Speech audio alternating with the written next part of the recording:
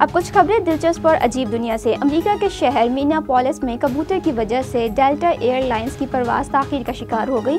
गैर मुल्की खबर रिसां इदारे की रिपोर्ट के मुताबिक डेल्टा एयरलाइंस की परवाज़ ने मुसाफिरों को मिनियापोलिस से लेकर रियासत वेस्यूनियन के शहर मैडिसन जाना था। हम जहाज़ में 2 कबूतर भी सवार हो गए, जिसे देखकर लोग हैरान रह गए। वीडियो में कबूतर को जहाज़ में इधर उधर उड़ते जबकि कैबिन के आसपास देखा जा सकता है। इंसान जितना तरक्की कर रहा है, उसकी तरक्की खुद उसकी दुश्मन बनती जा रही है। एक AI रोबोट ने अपने मैनेजर को ब्लैकमेल करना शुरू कर दिया। गैर मुल्की फिल्मों में अक्सर शायकीन फिल्म ने दुनिया पर बंदरों रोबोट्स को इंसान पर राज करते देखा होगा और फिल्म के मौजू से तकरीबन महसूस हुए होंगे, लेकिन अब जैसे जैसे इंसान तरक्की कर रहा है और बिलखसूस मौजूई जहानत AI में आगे बढ़ रहे हैं, ये मौजूई जहानत इंसान के लिए ख़तरे की घंटी बजा रही है।